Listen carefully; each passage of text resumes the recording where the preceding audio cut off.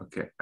Yeah. So the idea with this podcast is that there are enough YouTube channels where people tell everyone else what they should think and do. Whereas what I want to do is just focus on improving me. So I'm going to find people I think that it can improve me, improve the way I look at things, give me something different to think about, whatever.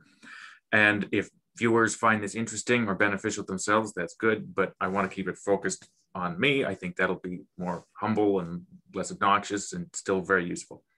And so I was looking for a variety of guests, and one of the things that interested me, is understanding mental health, mental illness better, because that's another perspective as well, and it's something which typically I don't feel in interviews. I come away understanding really what it's like that much better. And so I was looking for people who could help me with this, and I came across you and your channel and different videos you were in, and you seemed like someone who was very straightforward and who had an interesting perspective. So that's why I picked you. And yes, so for your part, I'm just wondering, why did you answer? Why are you here? Why not try everything, expose myself to every opportunity that's possible? Why not? Why don't I just want to talk to everyone? My whole thing with Schizophrenic NYC is let's talk about mental health. And that's exactly what I'm doing. Right. So yeah, I guess, yeah, I'll put any information or any thing you want to put in the description, any links to stuff you do, I'll put that in too. And I think, yeah, so people already know I'm Julian, they know you're Michelle, so let's get going.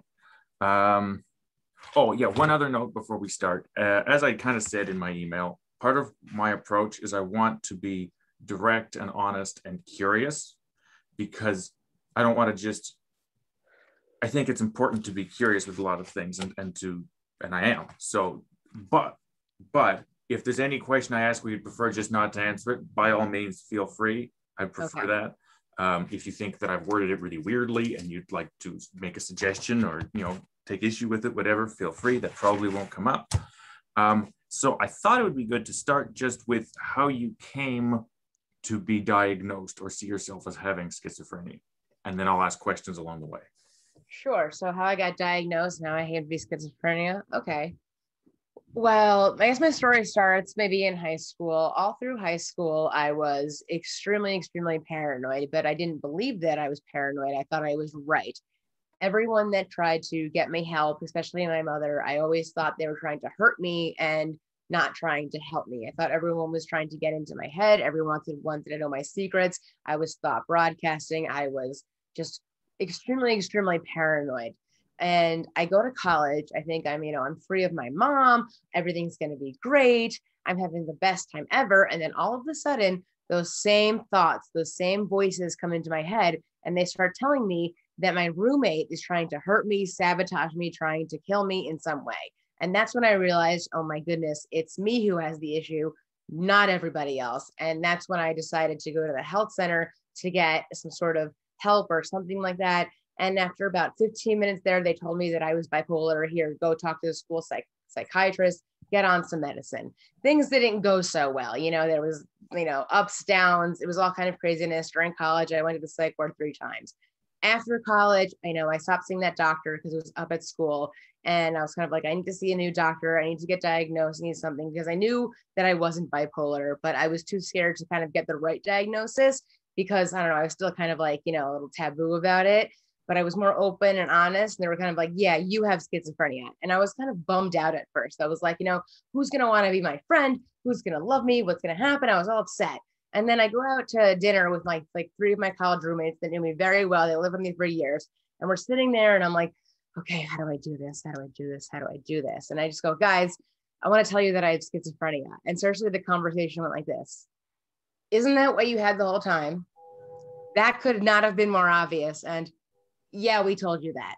So I was kind of like, okay, so if my best friends already knew it and didn't care, why should I care about how anyone like negatively cares about it in the future, So I'm like, I'm just me and I don't care. And then, I decided to start Schizophrenic NYC and just tell everyone that I have schizophrenia. And, I don't mind if everyone knows. Let's talk about it, because the more we talk about it, the less stigma there will be, especially around schizophrenia, because they say, oh, schizophrenia, you know, that's the worst one. That's the worst one. But really, I know people that are not diagnosed with anything, and they're crazier than me. Right?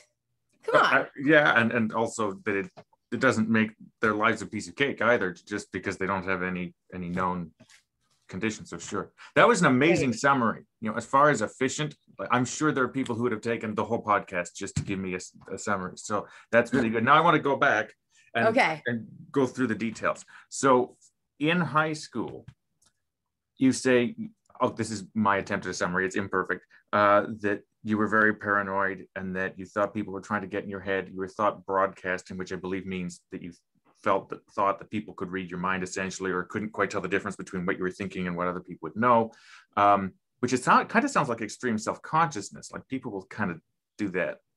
Yes, which I understand. You know, there's a difference between self-conscious, being really self-conscious, and then really having intrusive thoughts in your mind, you know, because you might walk me through high school, oh, maybe I look bad today, but then it's different between you do look bad today, you look terrible today, everybody thinks you look awful today, and you look like an idiot, you know, that's the difference. Okay. And you also said, this is a point where I have watched some of your videos, so I'm pretty sure you mentioned this, but it may just be from your videos. You said you thought that your mother was trying to kill you, or and did you think anyone else was? No. Okay, so like you can say that in 10 seconds and without much emotion, but I cannot imagine going through 17 years of your life experiencing that. So and coming out, you know, as far as I can tell, pretty okay. Like I would think that you'd take the rest of your life recovering from having seen things that way. So what was that like? Is there more you can say about that? Well, it's weird because I kind of realized that my mom was right the whole time, you know, trying to get me help, you know? So it was kind of like, oh, when I realized that it was me, it was like, oh, snap, my mom was right. Oh. Well, and that too, isn't that a huge real it's like that, yeah. Whenever somebody asks, like, you know, how did you have the insight into your illness? I'm like, well, I thought my roommate was trying to kill me. You know? Right. Well, and when I knew she definitely wasn't trying to kill me, but those same thoughts were in my head about my mom, I had about my roommate, and it's like, that makes no sense. Right, but that's amazingly logical given the amount of I don't know what to call it, confusion you had to deal with. Yeah, that's impressive to me. That because people I know aren't very good at sorting out, just whether it's their feelings from what makes sense in a situation or any number of things. So to be able to from two everything up to that point you felt was saying that you thought you were right, and then for that one thing with your roommate to change it. Now maybe there are other little things that too, but that just seems amazing to me that did it. What was that like to realize that, to revise your whole life? I mean, it was just like, I just want to be better. I just wanted to not feel sick. I didn't want to feel manic. I didn't want to feel paranoid. I just thought that something was wrong with me. And I know when I first went to the health center and talked to the guy, the first thing he kind of said, how can I help you? And I said, I wanted to be normal. And he just kind of was like, well, what is normal? Mm-hmm. Because what is normal? And that's why I saw the shirt Define Normal. Yeah. That's how it kind of came to be, because there is no normal. You might have a friend you think is cool, or they're all normal. You get to know them more. They're not normal. Nobody's normal. What is normal? I think of it like it's there's the joke, there's the statistic that something like the average family has 2.5 kids or something. Like that's what normal is. It's an average of it's some people are one way, some people are the other, and then normal is kind of the average impression, but it's not actually exactly right. Yeah, whenever I like to post that t-shirt on Instagram, there's always someone that writes a comment that's like, I always thought that normal was just a setting on a washing machine. And I'm like, I never heard that joke before, but yeah. But it works. Yeah, I think there's some use to thinking of certain things as normal, but it has real limits. Okay, so I'm still trying to really understand as best I can what this is like, because this is the big one. Because you said earlier that it's people, or I think maybe even you, when you were afraid of getting your second diagnosis, that schizophrenia is the worst. And has been to some degree my impression, not that I've made a study of mental illness and other problems. And that's why I'm interested, because this may sound extreme, but I think you'll know what I mean. Like, in some ways, it seems like the ultimate crazy. And the thing is, like normal, crazy is a very questionable word. It has its meanings, but it's approximate. And ultimately, if you want to understand someone, then you get over it and understand what's actually going on. So I want to take apart what you said will sound, I imagine, to people, and would sound to me like you've described being pretty crazy. So I want to understand it so it doesn't seem crazy. It makes some kind of sense. Yeah, the thing is, like, especially in New York City, 1 in 5 people have a mental illness, but nobody talks about it because of all the stigma. Because, there's just the people that hang out by the subway and they talk to themselves and do this, but a lot of it, they might not be schizophrenic. They're just like on drugs, or they're on withdrawal from drugs. So to get the diagnosis of schizophrenia, you kind of like, it's like you associate them like, oh, I'm like that dude by the subway talking to himself. But no, you're not. And people don't realize that, like, when I'm at my pop-up shop selling my merchandise, I meet so many people that have a connection to mental illness. It's either they do, a family member does, or a friend does. And it's so, so, so common, but they don't talk about it because they don't want to be associated with the people in the city hanging out by the subway or on the street begging for money, looking like they have a mental illness. But people need to realize, if we would just talk more about having a mental illness, it wouldn't be so taboo, because there's people all over the place, all over New York City with mental illnesses, but they're just not speaking about it. So my whole thing is like, let's talk about it. Let's just talk about it, because it's ridiculous that people don't want to get diagnosed because they don't want to be associated. Or it's like, I've had friends that are like, I think I'm going to try to start therapy. And I'm like, everybody goes to therapy. Like, don't be embarrassed to go to therapy. Do you know how many therapists, psychologists, psychiatrists there are? Like, there's a bazillion for a reason. They make money for a reason.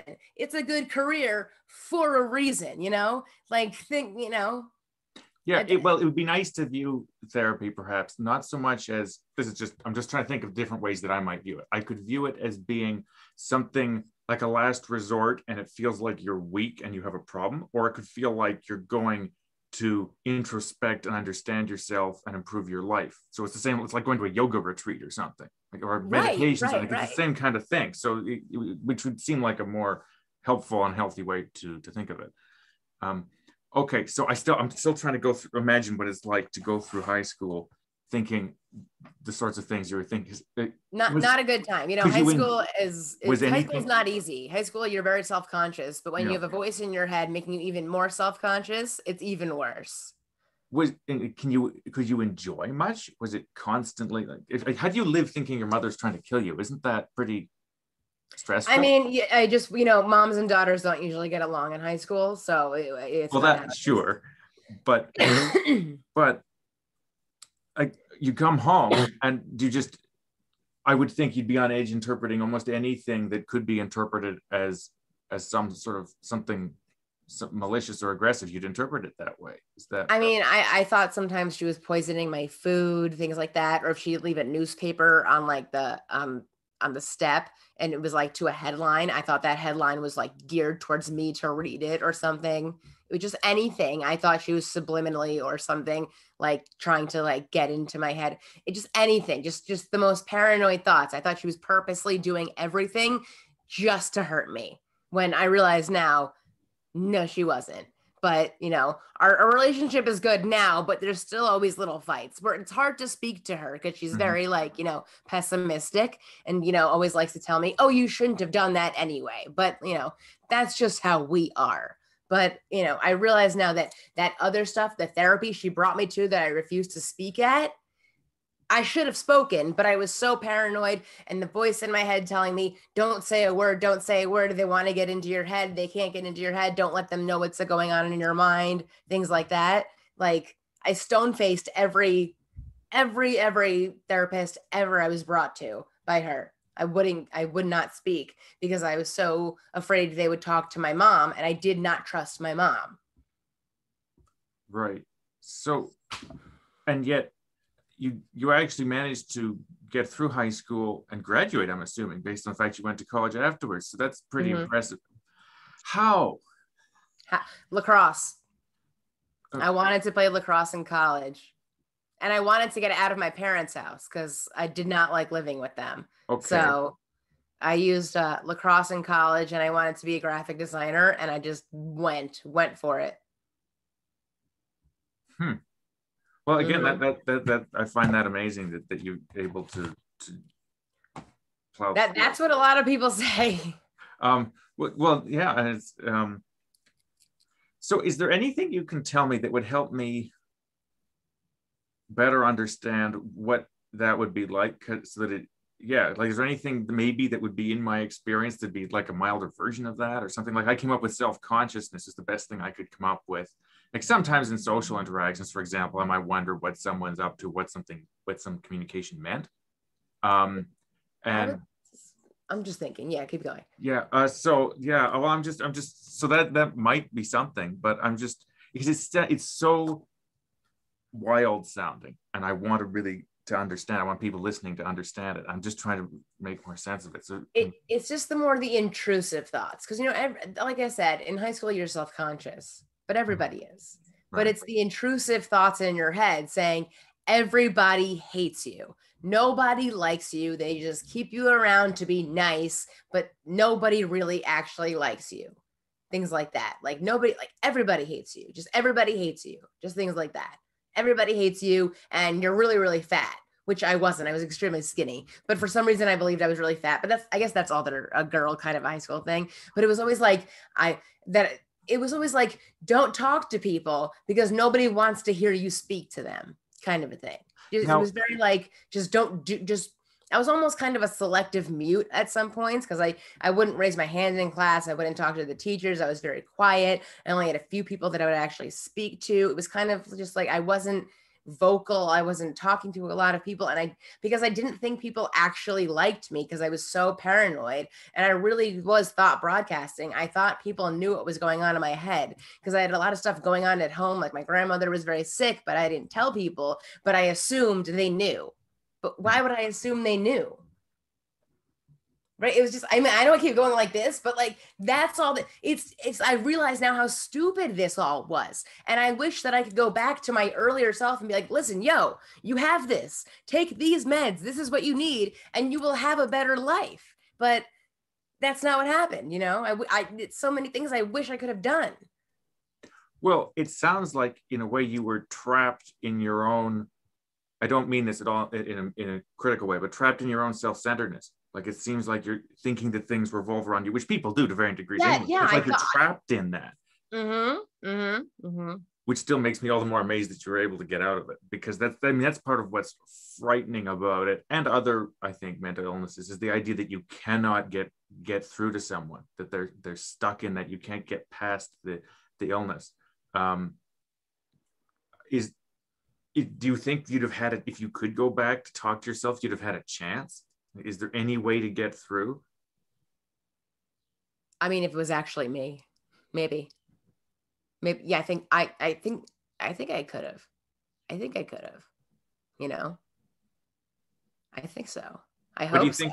Yeah, well, yeah. What do you think you might say? Like, what? I would have said something like, listen, you're paranoid. Not everybody hates you. Trust me. I know it for a fact. I'm you from the future. This is the truth, you know? How is there any way you can think that, how is there a way I could go about, if I met someone, or if I had met you, I could go about earning your trust in under those circumstances? Like, it seems. Maybe. The thing is, like, when you try to talk to someone that doesn't acknowledge their diagnosis, they might be paranoid or whatever, but it's like enabling sometimes. Some people say, yeah, my son, he just lives in the basement. He doesn't really do anything. And I'm like, are you feeding him 3 times a day? Are you giving him everything he wants? How about let somebody live their life and then see if they want to get better? My thing was, I was away from my parents, I couldn't just live at home, getting whatever, whatever, whatever. And that's when everything kind of just snapped. It was when I realized everything when I was away. But I feel like if you're just coddling somebody, they're never going to want to get better, because why do they need to?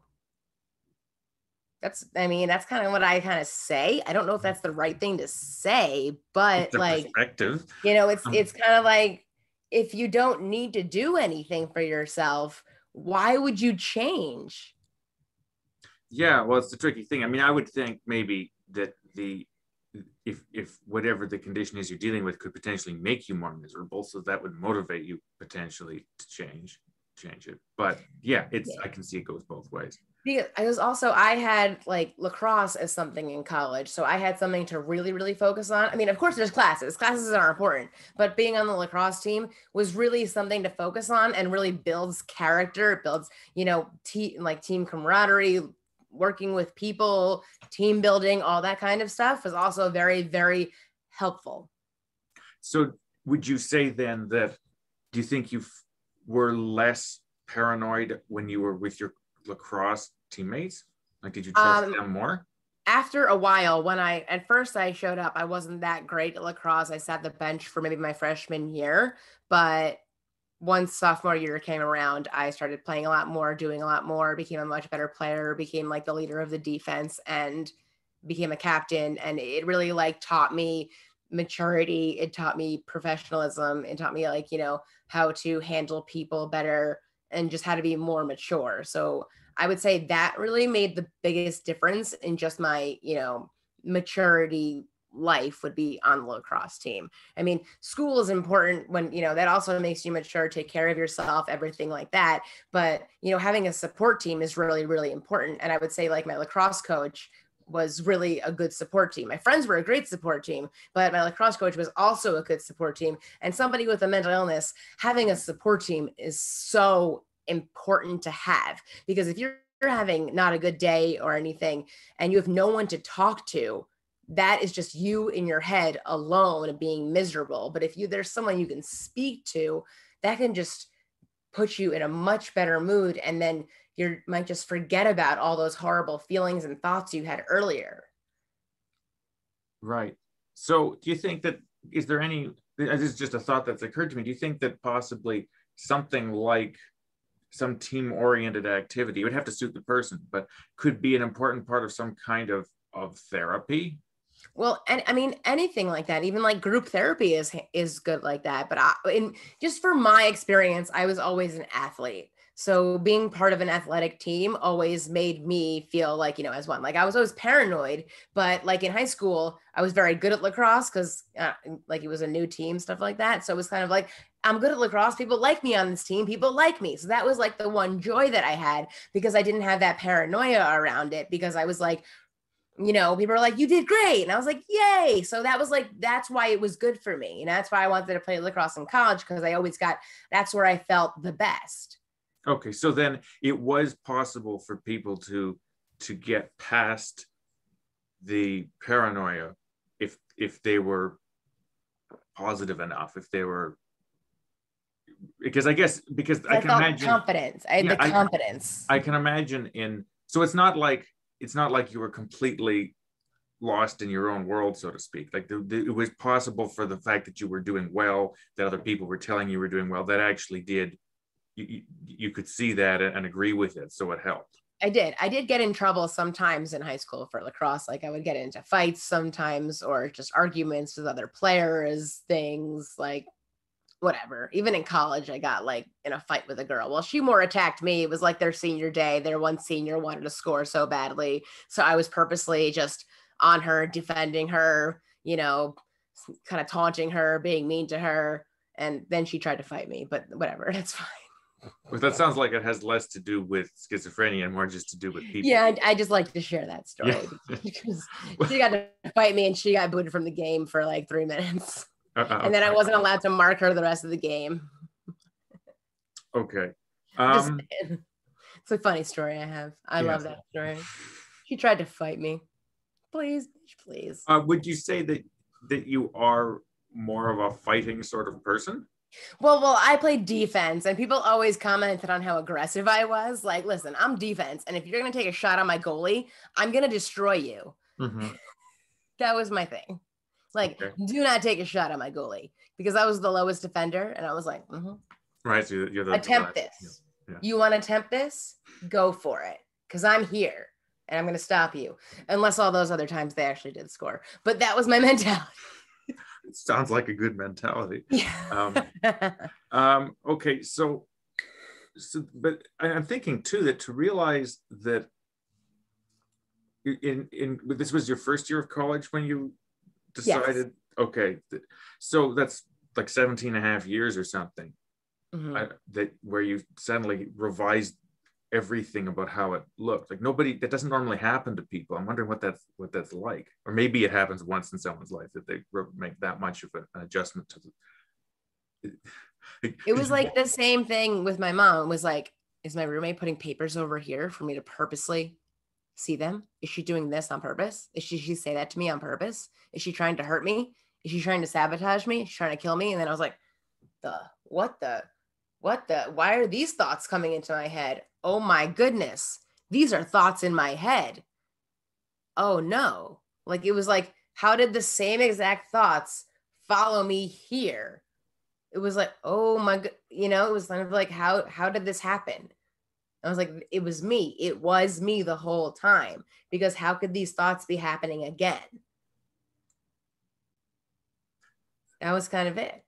And then afterwards, once you decided that, like, did you walk around a daze trying to make sense of it, thinking of past events and thinking of how, revising them to be more accurate? Or did you just plow ahead and try and get a diagnosis? And I kind of just plowed ahead, and then I got a diagnosis of bipolar, was given a pamphlet, and was just put on the wrong medication, and it was just now, why was that? Why did they come up with that? Who knows? They like to diagnose everyone with bipolar first, I think. Like everyone you get diagnosed, oh, I'm bipolar. Oh, you're bipolar? Okay, so is the world. But, when you go deeper into it, then you can talk more. It wasn't until I got a new doctor in New York City where I was more open and honest, and he kind of like called me out of my nonsense, where I decided that like I like him, and not just some doctors like, oh, so like, how do you feel about that? Like, I'm not into that. Like, So I'm what? a straight up New Yorker. Like, tell me how it is. Mhm. Don't like tell me like, oh, so has everyone ever said I love you to you before? I was like, lady, leave me alone. Like, what are these stupid questions? This is why I wanted you to come on this channel. Straightforward, it works well because I do have this thing where I've noticed, this is my experience, so I don't know if it's accurate, but it is that what I've seen, whether in interviews or people talking about mental health, mental illness, is that they are usually more interested in approaching it from a very careful, very gentle direction, which is fine, but it is more like what the first therapist you're talking about. And if that works for people, then great. But I think there's got to be a whole bunch of people who would like a more direct way, like they'd like, no, that's and then it's just a matter of, so that anyway, so I'm throwing all kinds of words around, but that's what I'm interested in doing. I'm interested in talking to people in a more direct way. Like for the intake, he was asking me like whatever questions, and I was like, I'm not gonna answer that. He goes, you have to answer this. I'm like, I'm gonna answer. He just goes, you're a Jap. You are a Jap. And I was like, excuse me? And he goes, yeah, you're a Jap. You came here. You have to sit here. You're paying for the session, and you're not answering my questions. You have to answer these questions for the intake. And I was like, but I don't like those questions. He goes, no, you're gonna answer these questions. And I was like, I like this guy. Pulling me out of my bullshit. I like him. I like this guy, That's interesting. You keep saying things that are intriguing to me. It amazes me that would be that you'd like that. Like I would think at that point you'd think everybody was a jerk. I like that because the woman that referred me to him was the woman that was like, oh, so like, she said to me these words. You don't seem to be acting like a woman of what your attractiveness should act like. What? Exactly. That woman. She referred me to him. I go, okay, I'll talk to him. Because you lady, I didn't say this to her. I was like, you lady are a freaking moron. But what Who says that? And she said that to me multiple times. You just don't act like a woman of your attractiveness should act like. What does a woman of my attractiveness act like? What does that mean? Has anyone ever said I love you to you? F you, lady. What are you talking about? Okay, I didn't expect to find this as funny as I am, but yeah, Yeah, like I don't know what to say. That's bizarre to me. I don't know. And my mother found her for me, and she was like 60 something, and Mom's like, oh, she's like in her 60s. She's been working for a long time. She really knows how to do it. And I was like, oh, okay. And then I'm like, really, this bitch, really. Well, Just because you have 30, 40 years of experience doesn't mean you mesh with everyone, you know? I'm sure she's good. I'm sure she has many clients. She does well with them. She just doesn't do well with me. That's just not my style. I'm not sure whose style that last question is for. I don't know what that's about. I mean, even if it meant something, I don't know what it meant. I just don't understand. Right? I was always like, what is this stupid ass question? I'm just trying to think where I want to The go. only good thing she did was refer me to my new person. Yeah, well, maybe she knew that she couldn't handle this. She needed the other. So I thank her for that. Yeah, Everything else, lady. What in the world were you talking about? I wonder how much nonsense people have to put up with, going through. Well, you can tell me probably, but going through different therapists And plus, but like also when like a lot of insurance barely covers therapy, and then what if you get this therapy, and then you go to this woman, and you're like, this is what I get. Yeah. This lady, like some insurance are like 10 therapy sessions a year. You imagine you only have 10, and then you get this schmuck for one of them. Like, how is that fair? What, you only get 10 and then you wasted them on this idiot, you know? And like even like my doctor really did say to me, are you really starting this clothing line? Or are you really starting Schizophrenic? I'm like, Schizophrenic NYC made by a schizophrenic. And then my doctor was kind of like, are you sure you want to tell everyone you're schizophrenic? And I'm like, yep. And he goes, are you sure? I'm like, yep. And even my mom called him and was like, is Michelle just having one of her crazy ideas again? And I'm like, dude, like, why is everyone telling me not to start this clothing line? I think it's a really great idea. And they're like, okay, go for it. And it all turned out good. So oh, well, I want to talk about that specifically because we haven't really. So for people who are watching, I prepared something here to see if it works. I wanted to see if I can show people. You've got some of your art behind you, but I wanted to see if I can do this. Does this work? Does it work? Yes. Oh, yes. I love that one. That's what my hat is. All right. So you've designed that completely or modified? What I do, I draw pictures in a sketchbook, just like regular pictures, it started like 10 years ago, just magic markers, whatever. Mm-hmm. And being a graphic designer, I put everything into the computer. I messed around with layers and all kinds of different fun stuff. And it just turned into artwork. And then it was just, man, cool. I actually happen to have this just happens to be here. I got like a book made of like black to black page. Like this one was in here. This one's here. This one's here. This one's here. This one's here. This one's here. Like I got a good deal and stuff. Yeah. To make this book. So I just made it. Why not? It looks mad cool. I like this one. I like that it's sort of. That's a really popular one. That's one of the most popular ones. Yeah. To me, it's because it's sort of structured. Like it kind of looks like flowers, but then it's also sort of abstract. So it's a nice mix. This is what they start out as. Okay. That's still pretty good. This is what I drew that then turned into that book. And let me see if I can find that one that you're holding right there. This might take a minute. And we'll have it in a second. Because there's one specific one that goes with that one, which you can see where it comes from. Oh, here it is. That came from this. Okay, so that's freehand. You see how it kind of resembles? Yeah, so you drew that freehand? So I drew this and then brought it into the computer and created that. Okay.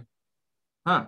If that makes sense. Yeah, it does. No, I like that a lot. Now, how much did you have the final result as a goal and how much did you just kind of play around till you got there? Oh, I was just messing around. It was a whole thing. Like I was having a lot of anxiety issues. Mm-hmm. So like, honestly, I got this at Walmart. Like this was from Walmart and a thing of magic markers also from Walmart. Mm-hmm. And it was honestly like the first thing I was like drawing in here was like this page. I just started drawing like dots and little lines and everything just because I was like so anxious. I wanted to just start like drawing extremely tedious tedious things just to Oh, get my mind off of everything. Right. Okay. So filling the whole page with like these really like just tedious things was just like, the world is gone. I am here. Right. So sort of orderly and focused. Yeah. And that's just how it happened. Yeah, I really like the patterns. Thank you. There's also, these are buttons, I think. Yeah, I got some buttons, and I also have the pillboxes with my artwork on them as well, which is pretty sick. And then I have these canvases that I sell online, which are pretty sick too. I love those. I love the idea of an artist with schizophrenia selling pill bottles with art on them. It's great. The whole thing is, listen, I could not find a pillbox to hold all of my daily meds without it opening in my bag, unless I went to like Rite Aid and got like a grandma pillbox. And I was like, this makes me look sick. And I was like, dude, I'm making my own pillboxes with my own artwork on them, and they're going to be awesome. And then every time at my pop-up shop, I'm like, dude, I tell everyone they're completely original. You can't get them anywhere else. It's my artwork, and they hold all of my daily meds, and I'm schizophrenic. So dude, it's great. And also what I do usually, I pack a day full of meds in that pillbox, just in case I go home late, or I stay over somewhere like a friend's place, so that I have them when I'm there in the morning, or have it the nighttime pill if I'm there at night. So that's what I feel like the pillbox is really important for, just for myself, is always having a day's worth of meds in the pillbox, honestly. Right. Yeah, and they look quite good quality too, from what I saw on the website. Oh, they're awesome. They're like such good quality. The manufacturer that I'm working with and everything that I do and making them and sending them everything, they're like amazing. And like, honestly, I keep one in my bag all the time. Okay. And then you also have, I think it's just for t-shirts, you have a Rorschach test on it. And I wanted to understand that a little bit better. So my understanding of a Rorschach test is, I don't know if it has any practical application these days, but the idea was that people would look at it and see, it's just patterns, and they'd see if they saw anything in it. And then there's a second part to that, the reason why you adopted it. Yeah. Should I get a picture of one? So here, I keep popping out of screen, sorry. So this is an example of one of my Rorschach tests, but the Rorschach test is usually plain black. And when a person with schizophrenia looks at that plain black Rorschach test, or just goes through life, they see it from a different perspective. So what I did is that I put my changed my pattern in it. I changed the colors. So now everybody looks at it from a different perspective, getting you to think differently and, start a discussion, because only through discussion can we try to reduce or end stigma. So it kind of goes sometimes, like, what do you see in this? What do you see in this? It could look like a sort of a person jumping for joy, like the bottom part. That is a common answer. People say that about this one. I also thought of like a chicken that's been cooked. People if it was spread out. I get the funniest answers sometimes, and I love it. No, I have a green one. I have a green one, and like at the market there was like the guacamole guy, and he was the green one, and he was like, "Oh, it's guacamole." Okay, yeah. So I'm just curious. Is it more of a metaphor, or do you actually think that if you look at it, you're inclined to see more in it? It's more of a metaphor. It's more of a perspective thing. It's more of just getting the conversation talking. Really. I walk around this shirt. Don't be paranoid. You look great. And people look at that shirt. They're like, yeah. What's your shirt? Tell me about your shirt. I also love that shirt. I'm mentally ill and I don't kill. And people are like, I am on the subway and people are just like looking at me. That's a tricky one. Yeah. I thought it would. Sometimes I'll spread my shirt out so they can see the whole thing. Yeah. I had considered having the I'm mentally ill and I don't kill up on my wall, but I didn't want to start things off too creatively. I want to start slow. But so let's talk about that. So there partly, obviously there's two parts to that. One is just the practical part, which is you're mentally ill and you don't kill. But also as a stat, I believe you have said that that people with mental illness generally are more likely to be victims than to be in trouble. Exactly. Like the I'm mentally ill and I don't kill started when all of the gun violence was happening, and they kept saying, "Oh, it's a person with mental illness. Oh, it's a person with mental illness." But yet, if it was a brown person, it's a terrorist. It's a terrorist. It's a terrorist. So it's kind of mental illness is not racism. Racism is not a mental illness. Hate is not a mental illness. So stop blaming the gun, violence on the mentally ill, because Mhm. people with mental illness are more likely to be the victims of violence than to actually be the perpetrators. So Mhm. stop with this nonsense. Stop blaming the mentally ill. It's not the mentally ill that's the problem, you know? Yeah. So let's this is going to be interesting. So one of the things that I wanted to do that I don't see people do is I wanted to actually work through any particular impressions or responses that I might have, because I would still be, let me think if this is right. I'd still be cautious about dealing. I don't, it's not, I'm not about mental illness in particular, but because for right or wrong, I do associate schizophrenia with people who are out of control, who don't know what's real and who are more dangerous. And that could be because the news is useless, because I'm quite happy to think that the news is useless. The 6 o'clock news. Yeah. Every day. Every day. Um, Someone's getting slashed on the Bronx train. Yeah. Every day. So what could you say personally? Let's say I was going to be your new neighbor, and I say I was strangely direct. So I say, is there anything you can tell me to reassure me that I don't need to be any more concerned about you than anyone else? Well, about a year ago, I actually, my friend's cousin was moving in as a new roommate, and he had this girlfriend. And he told me that when he was moving in here, he spoke to his girlfriend, like, should I move in with her? She's schizophrenic. Is there something bad like that? And he said that his girlfriend was like, she's doing perfectly fine. Like, I met her. She seemed perfectly normal. She works for herself. Seems great. She's living life. Like, you have nothing to worry about. And he was like, yeah, I really don't have anything to worry about. She's pretty cool. I've known her for years. I knew her before she told everyone she had schizophrenia, and I never guessed. So, like, I think it's perfectly fine if I move in with her. And that's just how it happened.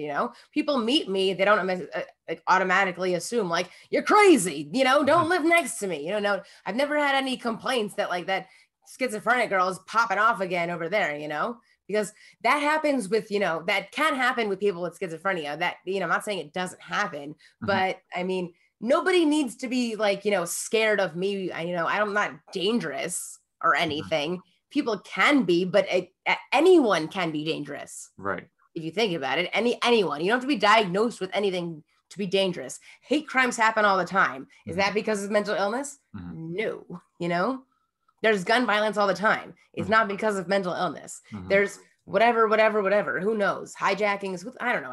I don't even know what to name. I don't know. There's all kinds of violence. But you can't just say it's because of mental illness. You can't blame everything on mental illness or terrorism. Like there's something else going on. Like choose a different thing to split it up to, Right.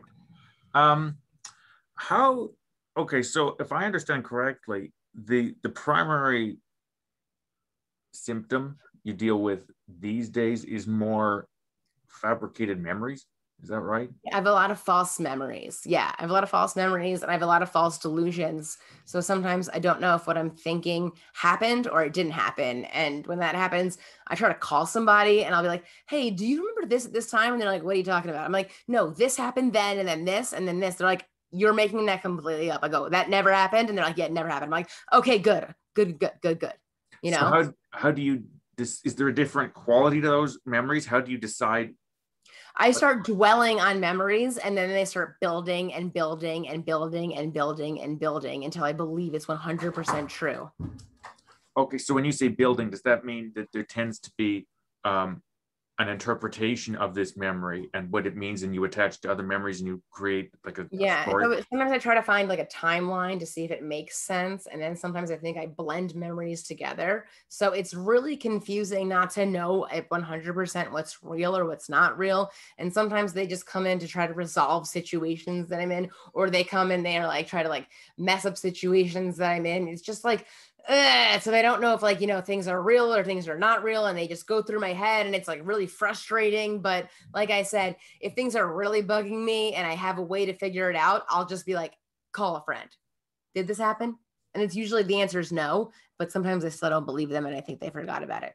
So it sounds like it generally is part of a sort of a story. Like that's what makes it's a story. That's what tips you off. Because I mean, that does happen in life where you, at least for me, where I'll be thinking about, if there's someone I've met, I'm trying to get a sense of what they're like. I might have an idea of, okay, well, they said this that time, and then this other time they did this. So I'm starting to build a sense of what they're like. And so maybe that's Yeah, the kind of thing, but the it's thing more at the extreme. end is though, it always ends in me being frustrated or angry or upset or something bad about it. It's always a bad thing. Like this happened, and then this happened, and they said this about you, then they did this to you, and then they did this to you, and this happened, and that bad thing happened, and that bad thing happened, and that bad thing happened. It doesn't really happen in a positive way. There's no happy schizophrenia, no happy delusion. The thing, sometimes they're like, I'll be sitting there and I'll just burst into laughter, I'll laugh and stuff like that. So it can be funny stuff, but still that's intrusive. Like I'm trying to watch TV. Why am I cracking up at something in my head? Like people say like, oh, it can be fun. You have fun hallucinations. Oh, my hallucinations are my friends, like whatever. But like, I like to not do that. I'd rather just be here and ignore everything else. Huh. Okay. So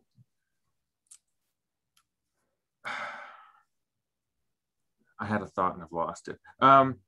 So how much medication helps a lot, right? Is that fairly, I know people talk about finding the right medication, but do you know, is it generally statistically speaking the case that medication makes a big difference for people? Is that fairly common? The right medication makes a big difference for people. And that's really the hardest part. It took me about 10 years to get on the right medication. 10 years after diagnosis. Well, no, 10 years from starting meds at age 18. Right. Okay. So the first year of college, you got the bipolar medication, and then okay, but still, 10 years is a long time. Because it's not easy, and then you try one, then something works, and then maybe you need something for a side effect, then this is happening. Maybe try this more with this. This is causing this. I need this, and then this. It's like it wasn't just like here all at once. It was just building and building and building and building and building, and now I am like good. And something I'll also say that I didn't mention is like, being diagnosed with schizophrenia, I think was the best thing that ever happened to me, because then I could be treated for the right illness. Right. And once I got treated for the right illness, my life got better. So that schizophrenia diagnosis that I was so scared of getting, that I thought was so bad, was really a great thing. So I don't think people should be scared of that diagnosis, because you want to be treated for the right illness. Yeah. And maybe too, is it that there's the feeling that if you get the diagnosis, it makes it sort of more real. Like you can kind of sweep it under the carpet if you don't label it. Like, do you want to keep it a secret? Because first it was like a secret. My mom was like, oh, I told them what's going on with you. And then one day she goes, so I told Margot what's going on with you, because she told me about her son. Margot's son was a meth head. I was like, are you comparing me to a meth head? Yeah. Like, really? And then I was like, I can't with this. Like really? Like, I'm like a story. And then I also have my father's first cousin, Lori. She's schizophrenic. She lives in the home that she grew up in Coney Island. And I've heard like, people have complained about her and stuff like that. She's not quite as high functioning as me, but I do love her. But my mom says to me, you're not going to end up like Lori, right? Don't say that to me. Yeah, it doesn't really serve any purpose. Yeah, it just don't. Like, because you're comparing me to Lori, who just is not functional, really, who calls my dad, because my dad helps her with her taxes, and says, Jeffrey, I think you're in danger, things like that. I'm just saying. Don't compare me to my cousin Lori. Like, we're on a different level. But like my mom saying that to me was like, why would I think I'm going to end up like Lori? Like, you're reassuring me about something that I never was concerned about. But like, it's just kind of things like, why are you going to say that? Why are you going to say that? I don't know. That's really just my opinion on that. Yeah. No, that's fine. I'm wondering how much. So it sounds like you can't make it doesn't appear to be a lot of sense to the delusions. Like you can't say, oh, it's because I'm subconsciously worried about this, and then I blow it out of proportion. Or like, can you make any sense of them? Or they just seem like kind of random things that are your brain's doing to itself? They kind of associate with things that have happened in my life, like questions that were asked that were confusing, that keep getting asked to me over and over again, or like, did this person do this, or did this person do that? Did they do this? Did they do that? Did they do this? This person did this to me. This person did that to me. This person did this and that and that and this and this and that. And I'm like, what's real? Who knows? It's frustrating, but like, what are you going to do? What are you going to do? What am I going to do? Who knows? You're just going to live with it. You live with it because you can't really fix anything if you can't call some sort of people. Is it at all, do you think, like dreams? Like dreams sometimes often seem random, but then sometimes I say, oh yeah, that was because that happened to me and I was thinking about it. I was worried about that. And does it seem like... Maybe, but it's more like if I'm trying to fall asleep, they attack me. So they're pretty antagonistic then, it sounds like most. Yeah. So it's almost like there's this, I realize it's a questionable language, but it's almost like this demon is trying to harass you. Yeah, it's like harassment. It's like just harassment. It's so annoying. And then I'll be going to bed and I'll be like, stop! I'll yell something like, ah!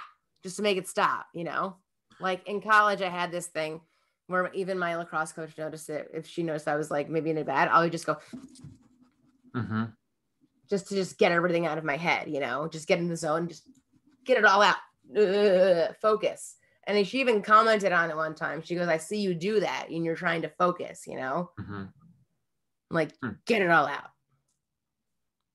That's what I do. Okay. So you've put up a couple of 2 or 3 videos on your channel where you've videoed yourself talking to delusions, illusions, whatever you want to call them. So when that happens, what is it like? Like, what is your experience? What are you seeing? What are you hearing? Are you hearing things? What happens is I don't know where I am anymore. I've left the room and I think I'm somewhere else having a conversation with somebody. Pretty much. Yeah. So does it seem as real in every way as... Yeah, it seems just as real as anything else. It's so hard for me to imagine like seeing things as, because I know you can have, I don't know about you personally, but illusions that just not interact with the environment maybe, but like they're just right on. And to imagine that they look as real, that's amazing to me. Is again, it's such an experience for you to go through. And have those diminished with medication? What's changed with medication? They're much less. And actually, those videos that I put up, I've been not putting them up as much because I changed medicine times. I've been taking more meds at night. So I've not been doing that as much. So that's why I haven't been putting more of those up. I've been having less of them. So I guess that's a good thing for me. Yeah. Bad for YouTube. Yeah. But yeah, it's like imagine yourself just astral projecting into a whole new world and you're talking to a whole bunch of different people. Like I've left the room, I had a roommate for a while that was like just hanging out on our couch. And she told me, like, I never even realized that I would get up, walk over to the mirror, have a conversation with myself in the mirror, and then go and sit back down on the couch. I never realized I did that until she said she pointed it out to me that I do that. So, okay, I can kind of understand you're going along and then you sort of get sucked into this world, this imaginary world, and then you come back. But do you not kind of notice, oh, right, that was an illusion? Oh, no, yeah, I do. I do go, oh, what was I doing? What was I doing? But for you with your friend, you say that you didn't even notice you did it until she mentioned it. So you didn't notice afterwards that you'd had this conversation? No, I didn't even realize that's what I did. And it's funny, I had roommates in college that would notice me talking to myself too. And they would be like, who are you talking to? And I'd be like, oh, I'm just like, working at a situation. I'd be like, oh, I'm working at a situation, That's why my friends knew I was schizophrenic before I was. Because I'd be like, no. I'm just working out situations, just talking them through, things like that. Just working them out, whatever. But like, yeah, I just talk to myself, whatever. So again, I'm still trying to understand. After they happen, do they not seem obviously like they were fake or they could happen and I have no idea they're happening. They used to happen on the subway a lot. That's why on the subway, I always try to wear sunglasses and headphones because I'll be doing that. If I do that on the subway, sometimes my eyes, I'll stare at one person and start talking to myself and they'll look at me like, what the fuck are you looking at me for? What are you saying to me? You know? So I'll wear sunglasses so that I don't stare at someone. Right. And what's handy is now the mask. No one can see my mouth moving. So handy. And then the headphones, well, now they're just in your ear, but when it was a long string, it was handier because if I was talking, they might think I'm on the phone, maybe, even though it's a subway and like no service, but whatever. Or I'm just singing to music. So that's what I would do. But I'm telling you, this mask, so handy. Talk all through the streets, can talk to myself all I want. It's fine. And plus, also at my pop-up shop, I try to be like, sometimes get people like, hey, how you doing? Hey, Mother's Day is coming up soon. Things like that. But they all have AirPods in and no one can hear me. Okay, so how much then are I don't know what the best word is. So, okay, I want to distinguish just between delusions are more like a whole, when you create a sort of a story based on real and false memories. Is that right? Yes. And then it's hallucinations are when you're talking to someone who isn't there. Well, you can also talk in a delusion, like I'm in the delusion talking, but hallucinations are more when you actually see people in the room, like actually interacting in the room. Okay. As opposed to sort of falling into it's like a dream where you just go into something that's I guess you could say the delusions are like a live dream that's happening. It's a weird kind of saying. Yeah. Right. I guess so. Is it that they happen often enough and it's just a part of your life that you don't. So I'm still struggling with understanding how it is that they could happen and you don't notice until your friend mentions it, because wouldn't it seem jarring when you realize the people you were talking to weren't there anymore, or the situation changed? Or is it just sort of, it comes and goes and it just sort of has always been like that? Well, when my friend told me that I did that, that's when I got my little security camera to start recording myself and see if I can catch myself talking to myself. Because one time, just once before I ever started doing anything, I set up my computer and I tried to record myself just to show it to my doctor because I told him I couldn't stop talking to myself. I thought I got nothing recorded. And then I looked back and I had this whole thing of me talking to myself recorded. And I was like, oh my God. Because I thought I got 1 second, but I had this whole thing. And I showed it to my doctor because I put it on YouTube, but I put it as private. And he was like, whoa, okay. You put it on YouTube though? I'm like, no, it's private. But then I've now shared that video. And it's like, whoa, dude, like, the fuck are you talking to? At one point, I'm like, nah. I stick my tongue out because I'm like trying to get out of it, because I was like, right. It's just, you can feel it sometimes. You could try to break out of it if it's really like intrusive and angry or. So it really does. It feels to me like I'll get caught up in my thinking if something's really bothering me. And it's a combination between, maybe I didn't get my sleep, which often makes me kind of irritable, and then combined with something that bothered me, and I'll be walking around thinking about it intensely, and it almost sounds like that sort of just becomes more real. It's just very intense, very real. You really believe everything that's around you. It's more intense than like just a daydream. It's like I take meds now, so it's less than it was. But if I was not on meds, these delusions and stuff would be so intrusive. I can't do anything. If I'm walking anywhere, they're in front of I can basically see the delusion in front of my face or whatever it is, that I don't know where I'm going. Like I've been in like the grocery store with my mom when I was on no meds, and she's like, stay with me, stay with me, stay with me. And I'm like, what's going on? Where are we? And she's just like, stay with me, stay with me. It's kind of like, I'm just gone. So the medication does so much. And people are like, you don't act schizophrenic. I'm like, you don't know me off my meds. That could be a t-shirt too. You don't know me off my meds? Or yeah, well that alone, that's good. Or maybe on the front it says, I know I don't look, whatever word you want to use, schizophrenic, whatever. And then on the back it says, but you don't know me off my meds.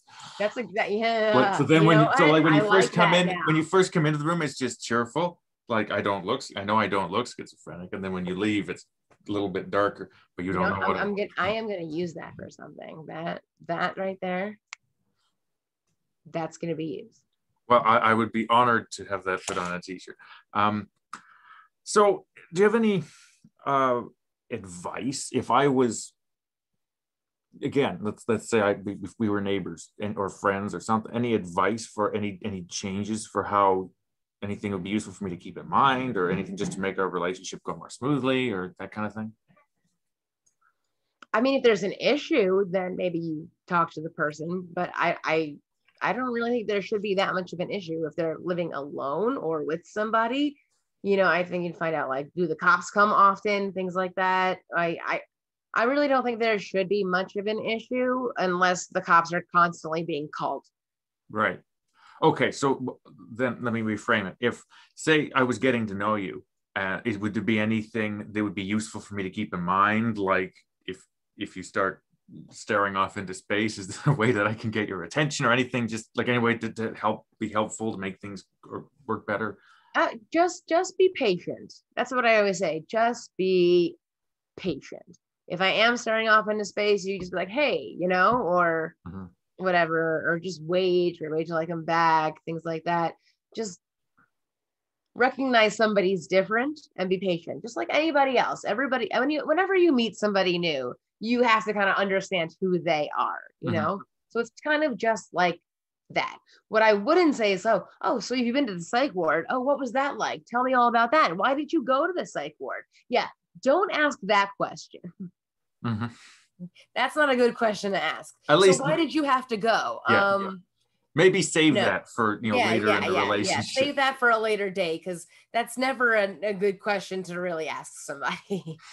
Even when you're in the psych ward. So what made you come here? I don't want to talk about it. No, I imagine people don't generally want to talk about it when they first get there. Yeah. Okay, well, it looks like we've got 10 or so minutes left. Is there anything else you want to tell me, or anything else anything you want to clear up about common misunderstandings or anything like that? I mean, I would just say, there's people successful with schizophrenia all over the world. So, let's just break this stigma. Schizophrenia is not the worst diagnosis you can have. Like I said before, there's people with no diagnosis who are totally crazier than me. Mm-hmm. So, I use crazy as a loose term. I'm not trying to offend somebody with the word crazy. I know it's like PC word forever. And there's also the whole schizophrenic versus person with schizophrenia. I call myself schizophrenic. And that whole big thing. It's just what I go by. It's what I do. Don't get offended. I do identity first language. There's always that debate. That's just what I do. It's me. Okay. That's why I chose you. I chose you because, as I say, I have no problem with people. If something works for people, that's fine. I understand trying to be clear, with the example you just brought up of say schizophrenic versus a person with schizophrenia. I think that could be useful. I mean, to use another personal example, in researching for this, not this particular episode, but for the podcast, I was looking at people with dwarfism, and it's the same thing, right? There's different terms that are preferred by different people. I think that's a medical term, so I use it. But I think, like, I've seen people who refer to themselves as dwarfs. I don't think there's anything wrong with doing that. But for me, because I've grown up, I think, with fantasy movies where dwarfs are their own species, I actually find it useful to remind myself by saying a person with dwarfism. So I remember it's a particular condition. But then once I've done that for a while, I don't feel I need to do that anymore. So it's just a matter of what's appropriate and what works for the person you're talking to. And so I chose you partly because I thought that you and I would probably agree on that approach. Right, because like one time I had my sign schizophrenic NYC and somebody like yelled like, oh, this is a label, this is terrible, whatever. Sure, you're gonna yell at me because it says schizophrenic NYC. How about you go to that homeless guy on the corner and help him? You're too busy yelling at me. Go help that guy.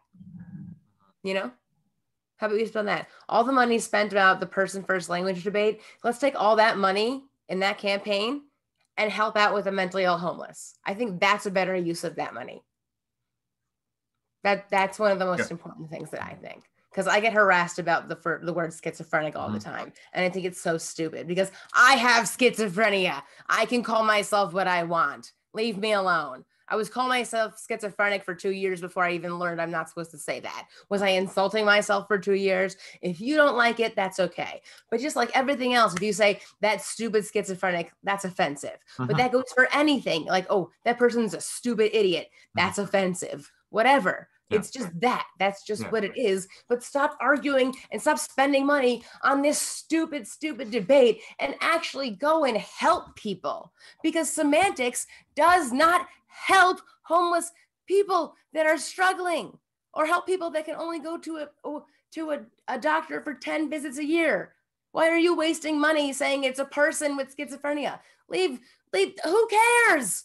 Help the people, help the insurance, help with disability, help with SSI and SSD. You are wasting your money. Stop it. Who cares? If the person is schizophrenic or schizophrenia and can't get any health care, what's the difference?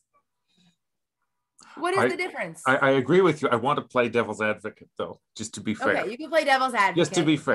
Go ahead. Because I can imagine what a person might say, and I feel there's some truth to it, is that if there is a way of talking that encourages a more understanding way of thinking about people by reminding someone, it's a person with schizophrenia, it's a condition, it's not them, it doesn't define them, blah, blah, blah.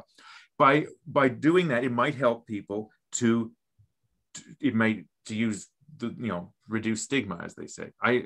But that doesn't mean that that'll help everybody. That's one thing to do. But for someone like me, for example, I just don't think I need to worry about it personally. Like if we're talking, I think we can use whatever words work between us.